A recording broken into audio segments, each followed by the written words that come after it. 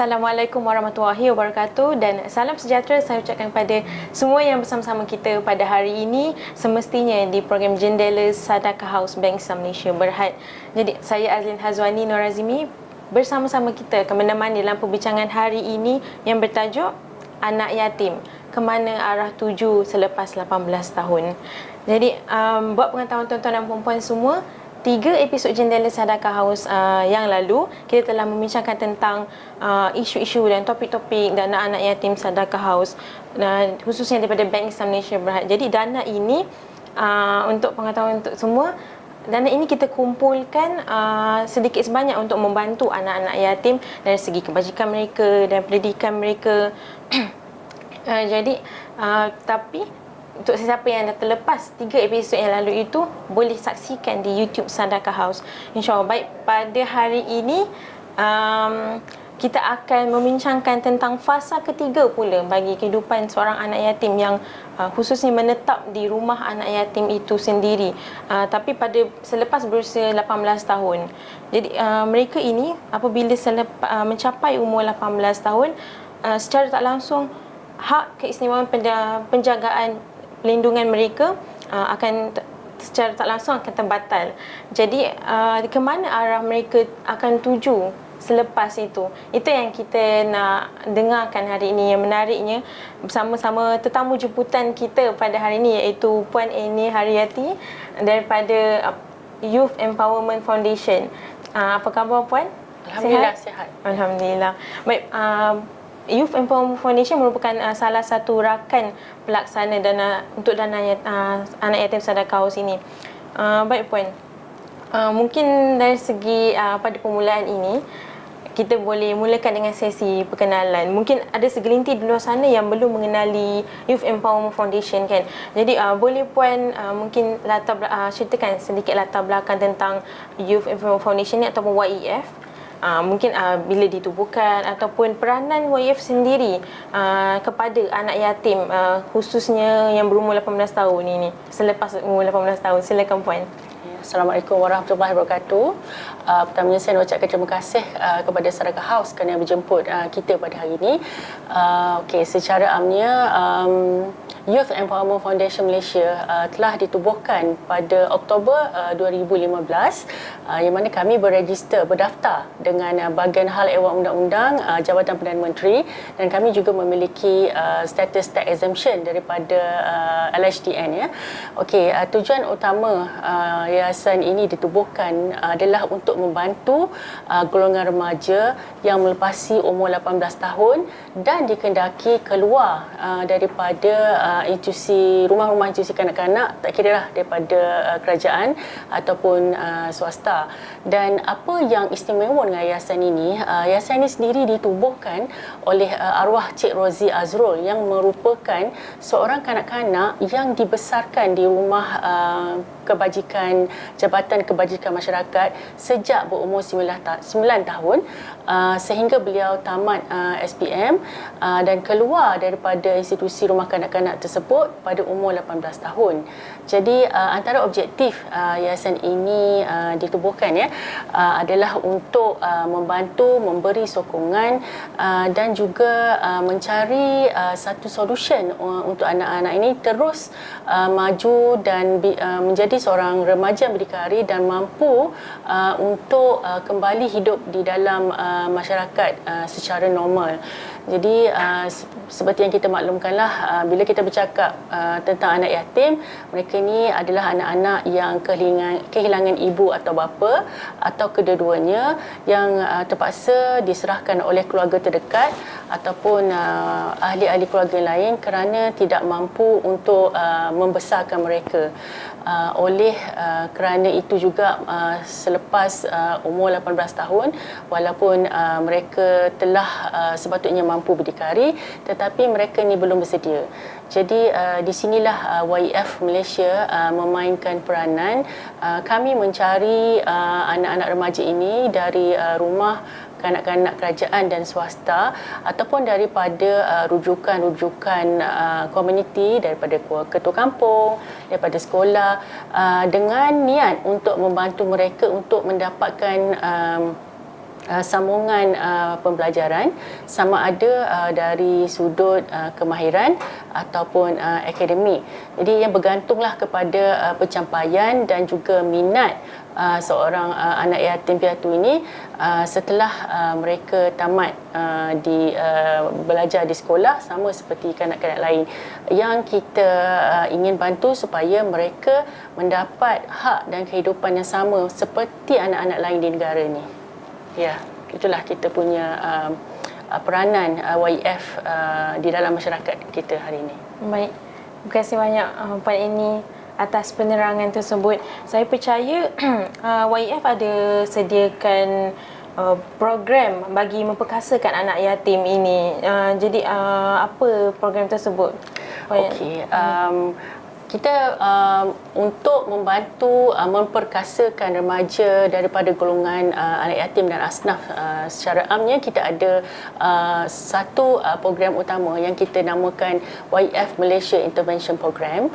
Okey, YF Malaysia Intervention Program ni adalah satu inisiatif yang kita jalankan untuk menyediakan anak-anak ini supaya apabila mereka telah mendapat tempat untuk masuk belajar di mana-mana IPTA ataupun kolej kemahiran, mereka lebih bersedia daripada berbagai segi. Jadi intervention program itu sendiri ia terbagi kepada 3 division. So yang pertama kita panggil basic skill, yang kedua kita namakan sebagai personality development enhancement, dan ketiga community engagement. Okey, ketiga-tiga ni kita rasa adalah aspek yang perlu kita gilap kepada anak-anak remaja yang kurang bernasib baik ini, supaya mereka akan berada sama tahap ataupun level dengan remaja-remaja lain apabila mereka cuba maju ke depan. Contohnya macam basic skill yang kita bagi sebelum kita tempatkan mereka di mana-mana pusat pengajian, mereka akan diberi pembelajaran basic seperti macam mana nak mengendalikan komputer ataupun laptop melalui Microsoft Applications.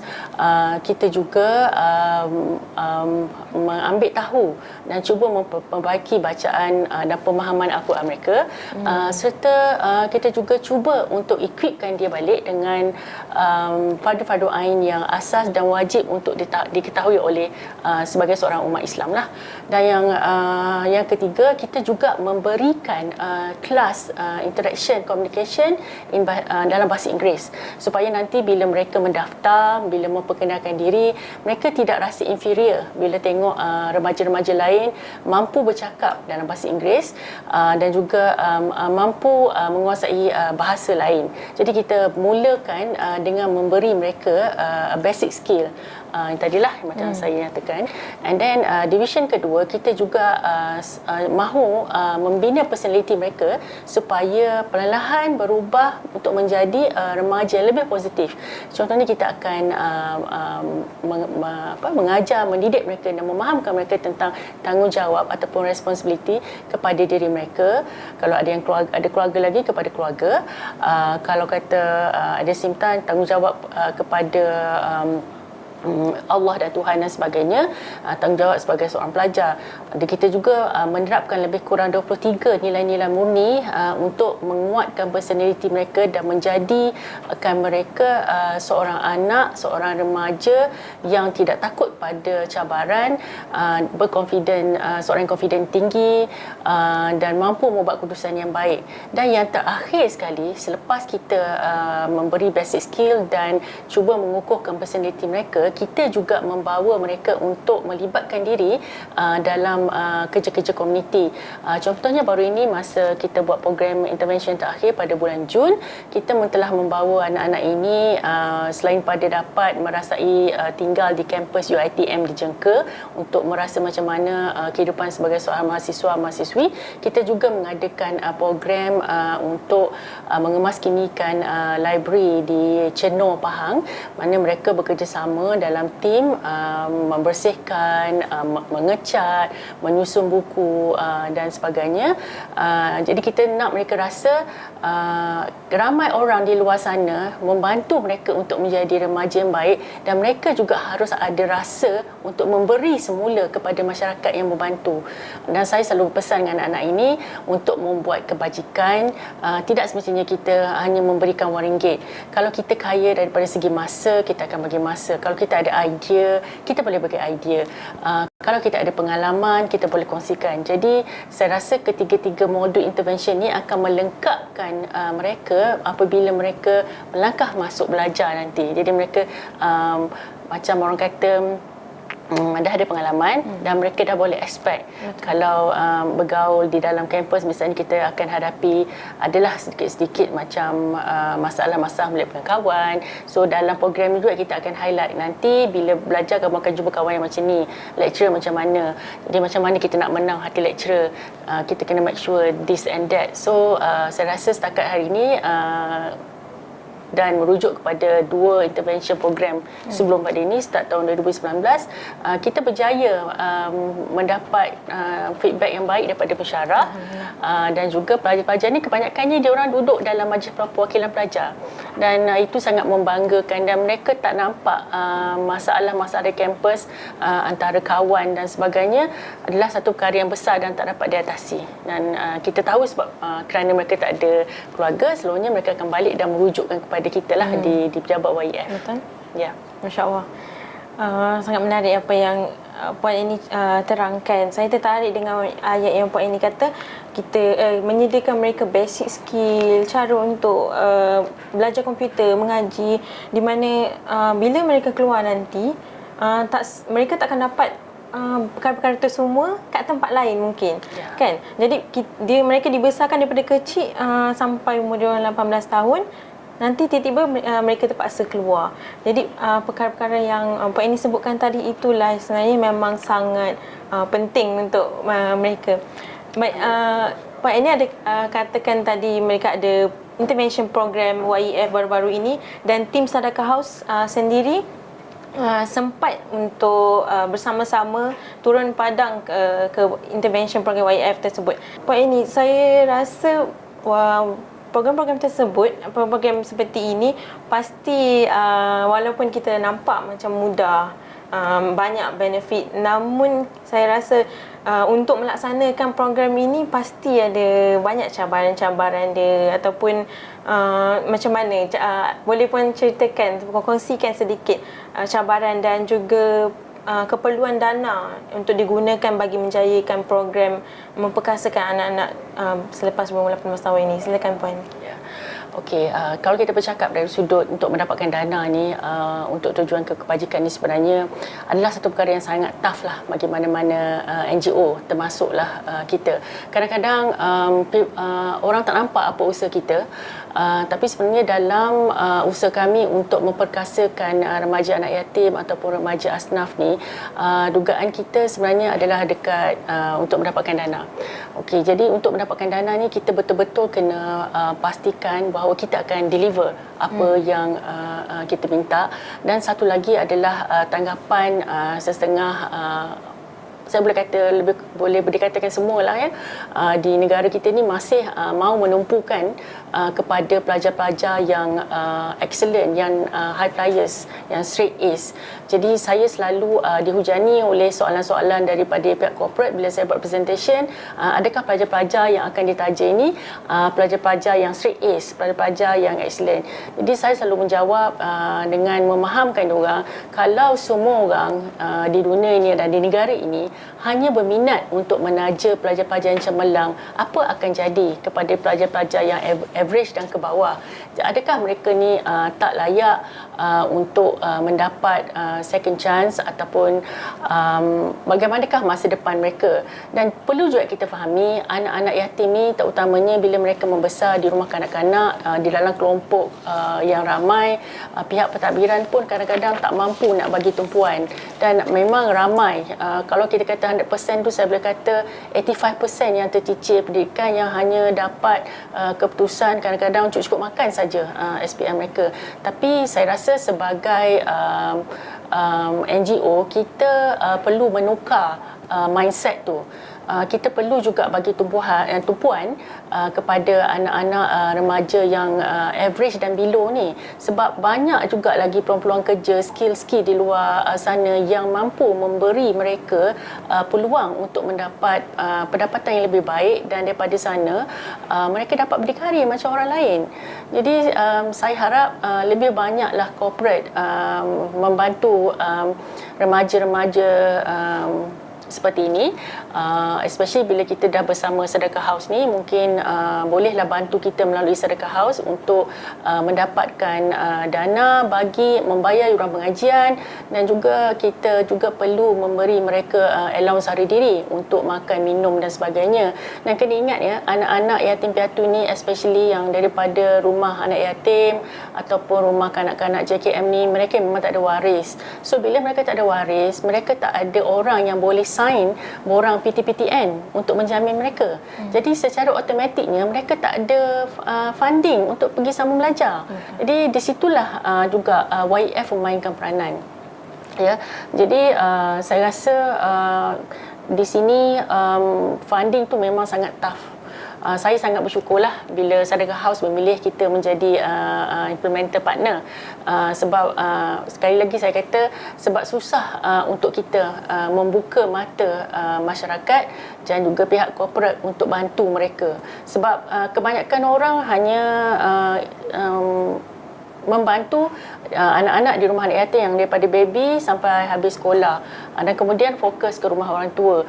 Tetapi yang middle age, yang tertengah remaja ni, tak ada orang nak sambut tau. Sedangkan mereka inilah yang bakal memimpin negara di masa hadapan, dan daripada mereka juga yang kita kena start untuk pupuk semangat untuk sayangkan negara, sayangkan agama, dan kita nak generasi kita ni lebih berkeyakinan dan bagus untuk mentadbir negara ni. Ya. Baik, terima kasih Puan Annie. Saya setuju sangat-sangat dengan apa yang Puan Annie cakap, sebab kadang-kadang kita terlepas pandang untuk peringkat remaja yang remaja ni lah yang selepas 18 tahun ni kan, kita fokus dekat kita rasa memang mereka memerlukan yang anak-anak yatim bawah 18 tahun ni, tapi kita lupa sebenarnya lepas mereka 18 tahun mereka juga perlukan support system untuk mereka teruskan sehingga berkejaya. Jadi dengan segala usaha dan cabaran untuk kita pastikan untuk program ini, mestilah kita nakkan program pemekasan kita ini terus berjaya dan dapat diteruskan agar kita dapat membela nasib-nasib anak-anak di luar sana, dan untuk mengelakkan mereka tidak terjerumus kepada perkara-perkara yang dapat merugikan masa depan mereka kan Puan Annie kan. Ya, betul. Jadi mungkin sebagai penutup ni kita Puan Annie boleh kongsikan apakah harapan Puan terhadap penonton kita di luar sana, dan juga bakal yang menyumbang, bakal penyumbang-penyumbang dana Sedekah House Bank Islam Malaysia Berhad, dan secara tak langsung akan membantu juga menyokong YEF Nation. InsyaAllah, silakan Puan. Harapan saya sebagai salah seorang pemegang amanah Youth Empowerment Foundation ni, saya harap lebih ramai lagi pihak korporat lain ataupun orang-orang individu membantu anak-anak seperti ini. Saya sangat tersentuh, terutamanya saya bekerja dengan anak-anak yang memang tak pernah ada peluang untuk panggil ibu dan ayah daripada baby, ataupun yang kehilangan ibu bapa. Kadang-kadang mereka adalah boleh dikatakan tercicir dalam berbagai segi kerana mereka ni terbiar. Jadi macam tadi Alin cakap, supaya mereka tidak terlibat ke kancah-kancah yang tidak baik, dan selalunya yang kancah-kancah tak baik ni sajalah yang buka tangan untuk membantu mereka. Jadi kita sangat-sangat memerlukan sokongan supaya Youth Empowerment Foundation dapat mencari dan menaja seramai boleh anak-anak yatim dan anak-anak remaja ni, and at the same time kita akan tutup peluang mereka-mereka yang tidak bertanggungjawab yang membawa anak-anak ini ke kancah-kancah dadah, gangsterism ataupun pelacuran. Dan harapan saya hanya satu, bukalah mata, bantulah kami melalui Sedekah House ni supaya kita dapat melahirkan lebih ramai generasi muda negara ini yang lebih berkualiti dan lebih beriman dan tahu hala tuju masa depan. Betul. InsyaAllah Pak ini tersentuh pula saya. Okey, baik. Demikianlah perbincangan kita pada hari ini, membincangkan tentang anak yatim, ke mana arah tuju mereka selepas berumur 18 tahun. Saya ucapkan jutaan terima kasih banyak-banyak kepada Puan ini sanggup meluangkan masa bersama kita hari ini, dan Puan ini hari ini memberikan banyak sangat input yang sangat mungkin baru pada sesetengah orang kan, dan sangat signifikan. Di sini kita sedar betapa pentingnya kita untuk menyantuni anak-anak yatim walaupun mereka selepas berumur 18 tahun. Teruskan menyokong kami dengan menyumbang ke dana yatim anak yatim Sedekah House. Pelbagai maklumat lagi tentang inisiatif kewangan sosial di media sosial Facebook, Instagram dan YouTube. Sehingga kita bertemu lagi di episod Jendela Sedekah House yang akan datang, pastinya dengan topik yang lebih menarik lagi, insya-Allah. Saya Azla Azwani Norazimi dan Puan Eni mengundur diri. Assalamualaikum warahmatullahi wabarakatuh.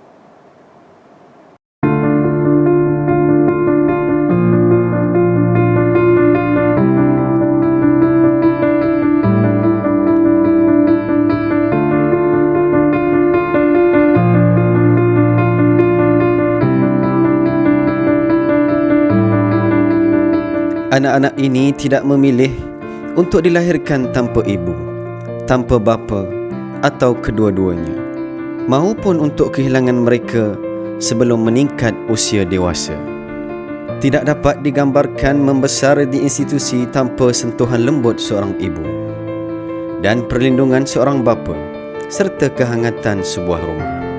Seringkali anak-anak ini menghadapi masalah keyakinan diri yang rendah walaupun sebelum mereka keluar ke dunia nyata pada usia 18 tahun. Mereka juga kurang biaya kewangan untuk melanjutkan pelajaran. Tiba masanya kita sambut tangan mereka serta memberi jaminan masa hadapan.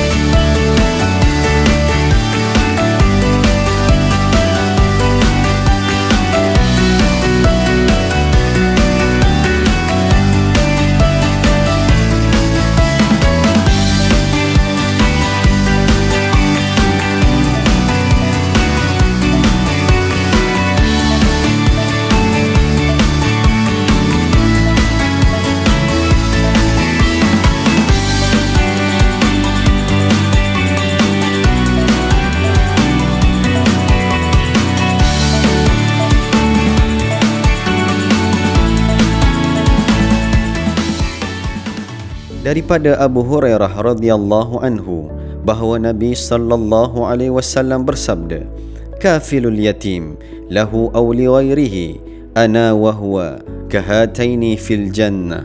Maksud, orang yang menanggung anak yatim miliknya atau milik orang lain, aku dan dia seperti dua ini di syurga.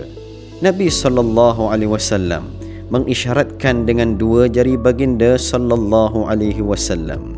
Hadis riwayat Muslim.